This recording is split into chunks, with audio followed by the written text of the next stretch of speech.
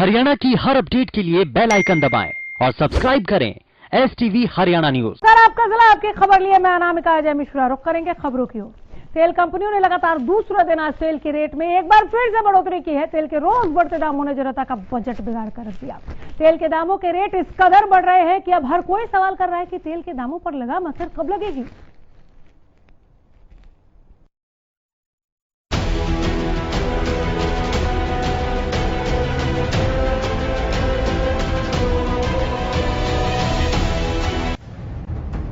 Petrol और diesel के दामों ने आम जनता का तेल निकाल कर रख दिया है। सरकारी तेल कंपनियों की ओर से लगातार दूसरे दिन भी पेट्रोल और डीजल की कीमतों में बढ़ोतरी हुई।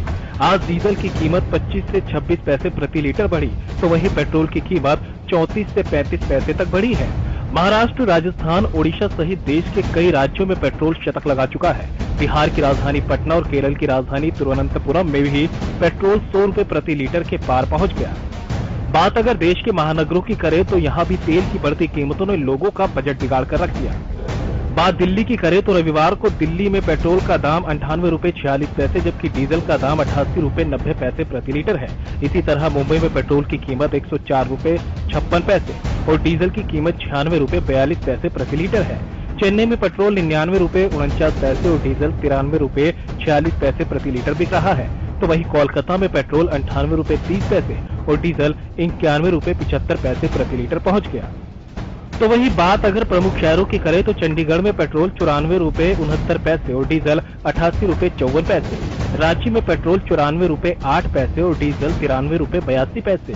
भोपाल में पेट्रोल 106 रुपए 71 पैसे और डीजल 97 रुपए 63 पैसे। पटना में पेट्रोल 100 रुपए 47 पैसे और डीजल 94 रुपए 24 पैसे। बेंगलोर में पेट्रोल 101 रुपए 75 पैसे और डीजल 94 रुपए 25 पैसे। नोएडा में पेट्रोल 95 रुपए 88 पैसे और डीजल 89 रुपए 52 पैसे। जयपुर में पेट्रोल 105 रुपए 18 पैसे और डीजल 97 रुपए 99 पैसे। तो वहीं श्री गंगानगर में पेट्रोल 109 रुपए 67 पैसे और डीजल 102 रुपए 12 पैसे प्रति लीटर पहुंच चुका है। हरियाणा में भी पेट्रोल के बढ़ते दामों से जनता त्राहिमाम कर रही है। लगातार डीजल और पेट्रोल की बढ़ोतरी ने आम जन का जीना मुहाल कर दिया है। लगातार आप देखते हैं डीजल और पेट्रोल में किस प्रकार से बढ़ोतरी हो रही है। आज अगर हम रेट की बात करें तो 89 रुपए 81 पैसे डीजल और 96 रुपए 54 पैसे पेट्रोल के भाव है। लगातार शतक की तरफ बढ़ता हुआ ये डीजल और पेट्रोल का भाव आम आदमी की जेब पर डाका डालने का काम कर रहा है। लोग लगातार सरकार से गुहार लगा रहे हैं कि किसी भी तरह से महंगाई को कम किया जाए, लेकिन महंगाई है कि कम होने का नाम नहीं ले रही। लगातार डीजल और पेट्रोल की बढ़ोतरी के कारण सब्जियों पर इसका सीधा प्रभाव पड़ रहा है, ट्रांसपोर्ट पर इसका सीधा प्रभाव पड़ रहा है। आम जन का जो जनजीवन है वो कहीं कहीं अस्त व्यस्त होता हुआ नजर आ रहा है, लेकिन सरकार किसी भी प्रकार से महंगाई पर कंट्रोल करने में कामयाब नहीं हो रही। एक तरफ लोगों पर कोरोना की मार, वैश्विक महामारी कोरोना के कारण जहां लोगों के रोजगार समाप्त हो गए, वहीं बढ़ती हुई महंगाई ने भी लोगों की कमर तोड़ कर रख दी है। लगातार डीजल और पेट्रोल की बढ़ोतरी के कारण जहां किसान पर इसका सीधा प्रभाव पड़ा है, व्यापारी पर इसका सीधा प्रभाव पड़ा है, उसी प्रकार कोरोना के काल में भी लोगों के जीवन पर सीधा प्रभाव इसका देखने को मिला था। लेकिन डीजल और पेट्रोल की बढ़ोतरी ने आम आदमी को बहुत तंग कर रखा है और लोग सरकार से गुहार लगा रहे हैं कि किसी भी हाल में महंगाई को कम किया जाए। अपने सहयोगी के साथ अनूप कुंडू, हरियाणा न्यूज, हिसार। उधर बढ़ते पेट्रोल डीजल के दाम के बाद पिहोवा के लोगों में भी निराशा है। लोगों का कहना है कि बढ़ते तेल के दाम ने उनकी कमाई पर सेंध लगा दी है। जसपाल सिंह जी। तो लगातार पेट्रोल डीजल के दाम बढ़ रहे हैं, तो उसको लेकर आप क्या कहेंगे? इससे एक तो अपने बजट पे जो घर का बजट है उस पर ज़्यादा वजन बढ़ रहा है। दूसरा लोगों में जो आवाजावी है उस पर भी फर्क पड़ेगा और ट्रांसपोर्ट पे तो पड़ेगा। और महंगाई तो इससे इस सरकार के जो बढ़ी है उससे तो लोगों की कमर टूट गई है। पेट्रोल और डीजल के बढ़ते दामों ने जनता की कमर तोड़कर रख दी। देखना यही है कि इन बढ़ते दामों पर लगाम कब तक लग पाती है। Bureau report, Haryana news.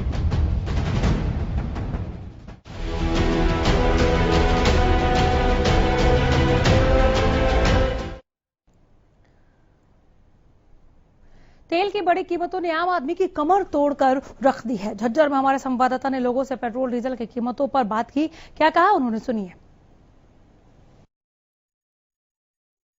लगातार पेट्रोल और डीजल के दाम बढ़ने से कहीं ना कहीं आम लोगों को पूरी तरह परेशानी हो रही है। आज भी पेट्रोल के 32 पैसे, वहीं डीजल के 24 पैसे दाम बढ़े हैं। मैं आपको बता दूं करंट रेट यहाँ पर 96 रुपए के करीब तकरीबन पेट्रोल का रेट हो गया है, तकरीबन 89.42 जो है वो डीजल का रेट हो गया है। पहले कहीं ना कहीं जो कोरोना की महामारी से लोग परेशान थे, 2 लॉकडाउन झेल चुके हैं, कई लोग बेरोजगार हैं। कुछ लोगों से मैं आपकी बात कराता हूं। लगातार पेट्रोल और डीजल के जो दाम बढ़ रहे हैं उससे आम लोग कितने परेशान बहुत ज्यादा हैं, क्योंकि पेट्रोल और डीजल से ट्रांसपोर्ट का भी बहुत ज्यादा खर्चा हो जाता है। और आम जो पहले ही कोरोना के कारण जो आम बजट जो लोगों का था वो पहले ही डगमगा चुका था, लेकिन अब पेट्रोल और डीजल की लगातार 2-3 महीने से बढ़ोतरी हो रही है। कोरोना की 2 वेव झेल चुके हैं, लॉकडाउन को झेल चुके हैं, कुछ लोग बेरोजगार भी हो गए हैं, उसके बाद लगातार पेट्रोल और डीजल के दाम बढ़ रहे हैं। तो आम बजट कहीं ना कहीं, आप शायद स्टूडेंट हैं, मैं अगर स्टूडेंट तो हूँ ही, और यही बात है कि कोरोना के टाइम पे जो इंस्टीट्यूट तो बंद थे ही, लेकिन अब खुल गए हैं तो ट्रांसपोर्ट की भी जरूरत रहेगी आने जाने के लिए। और ट्रांसपोर्ट अगर पेट्रोल डीजल के अगर रेट अगर बढ़ेंगे तो ट्रांसपोर्ट में भी ज्यादा वो आएगा। तो यही करके पहले ये था कि अगर बाइक लेके अगर आप कहीं जा रहे हैं तो अब शेयरिंग करके हम अपना काम चला रहे हैं। जनाब, लगातार पेट्रोल और डीजल के दाम बढ़ रहे हैं तो जेब पर कितना असर पड़ा है? जैसे पहले आज मैंने जो गाड़ी फुल कराई है वो तकरीबन 3500-3600 की तकरीबन हुई है, जहाँ की पहले 2600-2700 तक हो जाती थी। तो काफी असर पड़ रहा है। और जैसे कि मैं बिजनेस करता हूँ थोड़ा सा टाइल्स का, तो जैसे महाराष्ट्र, राजस्थान या गुजरात जाना होता है तो पहले जैसे कि 7-8 हजार में अदर स्टेट जा रहे हैं तो हो जाता था, लेकिन वही खर्चा है अब 13 से 14 हजार जा रहा है सर।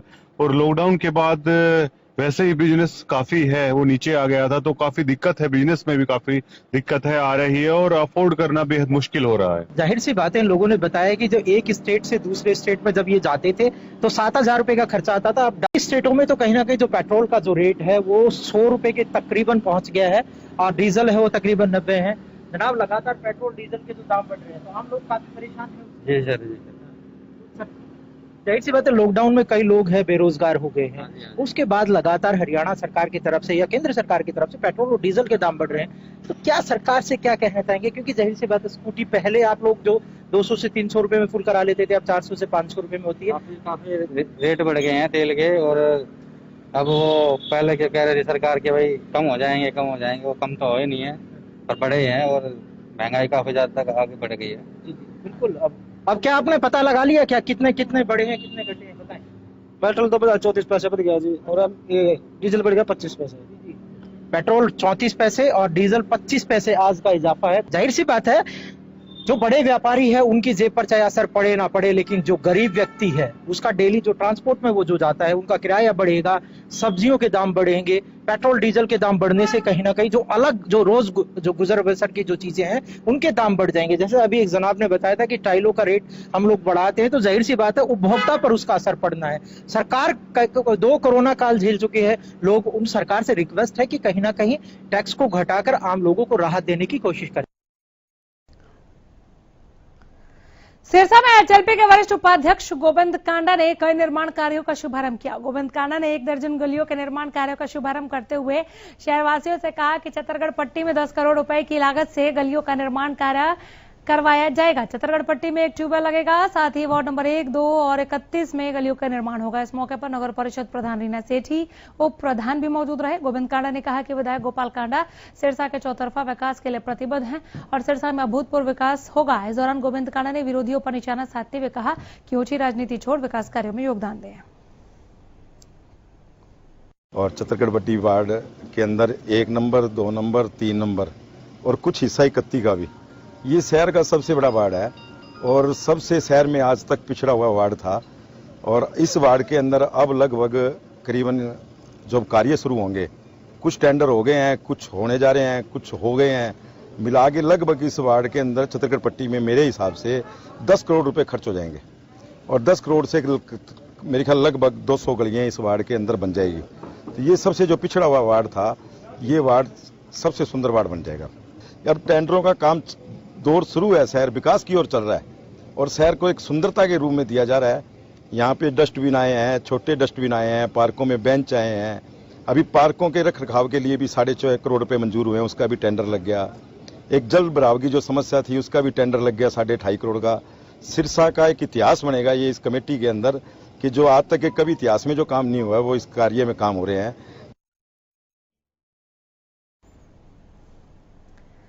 कृषि कानूनों के वापसी की मांग को लेकर किसान कुंडली बॉर्डर पर भी पिछले 7 महीनों से बैठे हुए हैं। अन्नदाता और सरकार में कई महीनों पहले बातचीत का सिलसिला शुरू हुआ था, जो अब बिल्कुल खत्म सा है। वहीं किसान भी अपनी मांगों से पीछे हटने को तैयार नहीं। इसी को लेकर रविवार को दादा भैया मंदिर में सिंघू बॉर्डर पर रास्ता खुलवाने के लिए महापंचायत का आयोजन किया गया। स्थानीय लोगों ने किसान सरकार से रास्ता खोलने की मांग की। स्थानीय लोग कह रहे हैं कि बॉर्डर को जाम हुए 7 महीने से ज्यादा का वक्त हो गया। अब किसानों को और सरकार को एक तरफ का रास्ता खोल देना चाहिए, काम धंधे ठप पड़े। हमारा विषय ये था कि जैसे हमारे 7 महीने से यहाँ फैक्ट्रियाँ और हमारे जो अपने काम धंधे हैं, जैसे मेरा बिल्डिंग में का काम है पिछले 14-15 साल से, और कुछ तो हमारा कोरोना काल की वजह से हो गया। कुछ 7 महीने से जो रोड बंद है ना, तो हमारा जो लाखों रुपए का नुकसान हो गया। और इस एरिए की 268 के आसपास फैक्ट्री यहाँ से जो है ना शिफ्ट होकर चली गई है, जो कभी वापस नहीं आएंगी। अब हमने यहाँ किसानों से भी बातें की है, लेकिन ये भी हमारी सुनवाई नहीं कर रहे और सरकार भी हमारी सुनवाई नहीं कर रही। तो इसलिए हमने जो है अपने बेस पे हमने एक कमेटी का गठन किया है, और उसी के लिए हम जो जनसंपर्क अभियान ये हर एक गाँव में जाके हर एक गाँव में कमेटी बना रहे हैं। और लोगों का हम अपना जो है ना अपने बेस पे इसको एक तरफ का रास्ता खुलवाने के लिए हम ये गांव-गांव में जाकर एक-एक आदमी से मिलकर हम ये मीटिंग कर रहे हैं और अपने इस आंदोलन को मजबूती दे रहे हैं। कौन से टाइम पीरियड की अगर हम बात करें ना, तो टाइम पीरियड हमारे को भी ये नहीं पता था कि हमारे साथ भी ऐसा टाइम आ जाएगा। इतने टाइम तक हमने भी इनको मदद की है शुरू में। जैसे मेरा वाटर टैंकरों का भी काम है, महीने से हमारा काम है वो इनकी वजह से काफी प्रभावित है। हमारे को माल लाने में, ले जाने में और आवाजाही में काफी दिक्कत है, और समय का बहुत ज्यादा दुरुपयोग हो जाता है सामान लाने में, और ग्राहक जो है वो हमारे स्थान तक पहुंच नहीं पाता। इससे व्यापार में काफी प्रॉब्लम आ रही है। पिछले 6-7 महीने से हम इस चीज से खासे प्रभावित। हमारा सरकार से यही अनुरोध है कि एटलीस्ट एक तरफ का रास्ता खुलवा के मेरा जो रास्ता है उसका धारा प्रभाव यातायात जो है सुचित और जितने भी काम करने वाले जो प्रभावित हैं उनको उससे कुछ राहत दे। 3 कृषि कानूनों को रद्द करने और एमएसपी को लेकर नया कानून बनाने की मांग कर रहे किसान पिछले 7 महीने से दिल्ली की सीमाओं पर बैठे हैं। किसान आंदोलन के दौरान किसान की मौत का सिलसिला भी रुकने का नाम नहीं ले रहा। टीकरी बॉर्डर पर शनिवार रात के समय एक और किसान की अचानक तबीयत खराब होने के कारण मौत हो गई। मृतक किसान की पहचान पंजाब के लुधियाना जिला निवासी सुखविंदर के रूप में हुई है। काफी समय से आंदोलन का हिस्सा रहे सुखविंदर।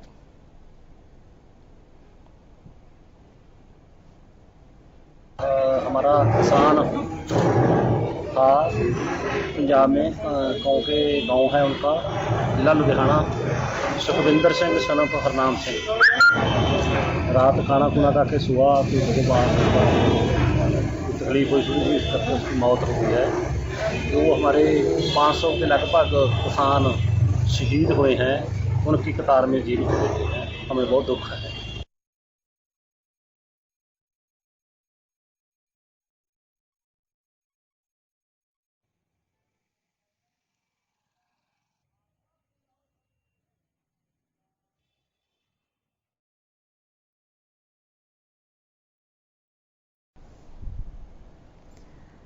फरीदाबाद के सेक्टर 16 में बीजेपी कार्यालय पर ब्लड डोनेशन कैंप का आयोजन किया गया। इस कार्यक्रम में पूर्व उद्योग मंत्री विपुल गोयल ने शिरकत की। ब्लड डोनेशन कैंप का उद्घाटन किया। इस ब्लड कैंप का आयोजन rotary club of Faridabad city और सिविल अस्पताल के तत्वाधान से किया गया, जिसमें सैकड़ों की संख्या में पहुंचकर लोगों ने ब्लड डोनेट किया। इस मौके पर पूर्व मंत्री ने लोगों से ज्यादा संख्या में पहुंचकर ब्लड डोनेट करने की अपील की। विपुल गोयल ने कोरोना का जिक्र करते हुए कहा कि कोरोना की तीसरी लहर से बचाव के लिए लोगों को जागरूक होना भी बहुत जरूरी है।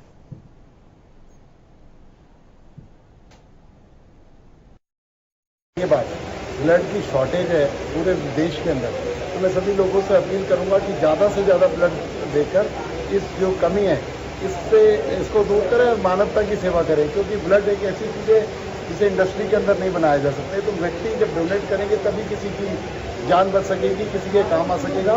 और मैं इसी वजह से आज यहाँ पर सभी लोगों से अपील करूँगा, जो ये विश्व के अंदर महामारी आई है, हिंदुस्तान इससे बहुत ज़्यादा इफेक्टेड रहा और अनेकों लोगों लोगों को आज ब्लड की जरूरत है, इसलिए ज़्यादा से ज़्यादा ब्लड देने का जवाब एक जागरूक लोगों का शहर है।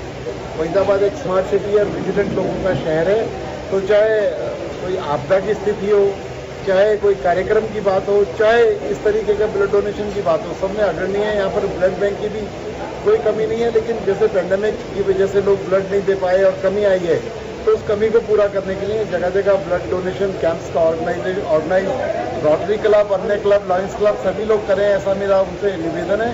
और इस जो कमी है इसको पूरा करने का। सोनीपत में फिटनेस टेस्ट को लेकर ट्रांसपोर्ट यूनियन के सदस्यों ने बैठक की। यूनियन के सदस्यों ने कहा, हम पहले ही कोरोना की मार से दुखी थे और अब डीजल और पेट्रोल के दामों ने हमारा दम निकाल दिया। साथ ही कहा कि हमारी गाड़ियों का फिटनेस पहले सोनीपत में होता था और अब रोहतक करवाया जा रहा है, जिसके कारण एक बार जाने में ही 5 से 6 हजार रुपए खर्च हो जाते हैं। यूनियन के सदस्यों ने मांग की कि दोबारा सोनीपत में ही फिटनेस टेस्ट करवाया जाए और अगर हमारी मांगे पूरी नहीं की गई तो काले झंडे दिखाकर विरोध प्रदर्शन करेंगे। हमारा आगे का प्लान ये है कि अगर सरकार ने हमारी मांगे नहीं मानी तो हम अपनी गाड़ियों पे, अपनी छतों पे काले झंडे लगाकर सरकार का विरोध दर्ज करेंगे। दिन प्रतिदिन डीजल पेट्रोल के रेट बढ़ते हुए जा रहे हैं, जिससे हमारे को बहुत समस्या हो रही है। ऊपर से रोड टूटे हुए हैं, जिससे हमारे को और ज़्यादा समस्या हो रही है। दिन प्रतिदिन जो पेट्रोल डीजल के रेट बढ़ रहे हैं, उससे पहले हमारी गाड़ियों में दिक्कत हो रही है जी। पहले किस्त नहीं भरी जा रही, ऊपर से कोरोना की मार है, बहुत सारी मार ऐसी है जिससे हम ट्रांसपोर्ट लाइन बिल्कुल ठप होती जा रही है। मांग यही है सरकार से कि हमारी फिटनेस दोबारा सोनीपत में चालू कराई जाए। किस तरह की ज्यादा दिक्कत आ रही है आपको? दिक्कत है, डीजल के रेट इतने ज्यादा हो गए, यहाँ से वहाँ तक का खर्चा। और दूसरी एक और दिक्कत है, अगर वहाँ पे फिटनेस में कोई भी कमी निकाल दे तो हमारा वहाँ पे कोई मिस्त्री नहीं है। कैथल लघु सचिवालय पहुंचकर ग्रामीण सफाई कर्मचारियों ने अपनी मांगों को लेकर धरना प्रदर्शन किया। ग्रामीण सफाई कर्मचारियों का आरोप है कि सरकार ग्रामीण सफाई कर्मचारियों और शहरी सफाई कर्मचारियों में भेदभाव कर रही है। ग्रामीण सफाई कर्मचारियों को कम वेतन और सुविधाएं मिल रही हैं, जबकि वे लोग शहरी सफाई कर्मचारियों से ज्यादा काम करते हैं। प्रदर्शन करने पहुंचे ग्रामीण सफाई कर्मचारियों की मांग है कि उन्हें भी शहरी सफाई कर्मचारियों की तरह ही वेतन, मान भत्ते और सुविधाएं मिले।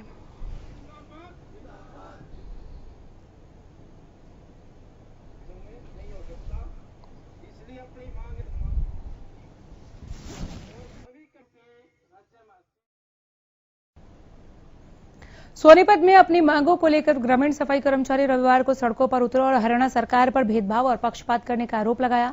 कर्मचारियों ने 14,000 मासिक सैलरी दिए जाने की मांग सरकार से की और उप मुख्यमंत्री दुष्यंत चौटाला के नाम सिटी मजिस्ट्रेट को ज्ञापन सौंपकर जल्द मांगें पूरी करने की मांग की। इस दौरान कर्मचारी पंचायत भवन में एकत्रित हुए और डीसी ऑफिस तक प्रदर्शन करते हुए पहुंचे। इस दौरान कर्मचारियों ने बताया कि उनको प्रति माह 14,000 रुपए देने का वादा सरकार द्वारा किया गया था, लेकिन अब उनके साथ पक्षपात किया जा रहा है। उनको ना तो सफाई के औजार मिल रहे हैं, ना ही उन्हें मासिक सैलरी मिल रही है। बहुत तंग है। मानदेय 24,000 दिए जाने की बात थी, वो भी नहीं मिल रही है। क्या करें?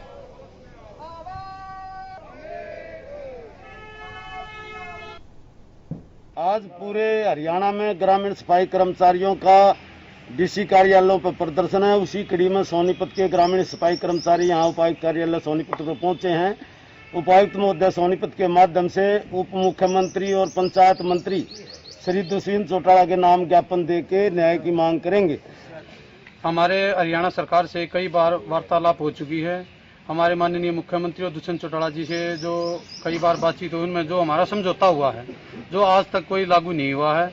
और जो ग्रामीण सफाई कर्मचारी चाहे शहर के सफाई कर्मचारियों को जो हरियाणा सरकार कोरोना योद्धा बता रही है और उनके साथ जो पक्षपात किया जा रहा है, हम हरियाणा सरकार से कहना चाहते हैं कि जो पक्षपात आप हमारे साथ कर रहे हैं वो हमारा पक्षपात खत्म किया जाए। उत्तर प्रदेश पुलिस की बड़ी लापरवाही का मामला सामने आया। सोनीपत में ऑटो चलाने वाले चालक को आगरा पुलिस ने मोटर व्हीकल एक्ट के तहत 16,500 रुपए के चालान की मैसेज भेज दिए, जबकि वाहन चालक का कहना है कि वो सोनीपत से बाहर अपने ऑटो को लेकर नहीं गया। ऑटो चालक का नाम हेमंत है, जो सोनीपत के देवनगर का रहने वाला है, जिनके पास आगरा पुलिस ने सीट बेल्ट, साइड कई मसलों को लेकर चालान भेजे।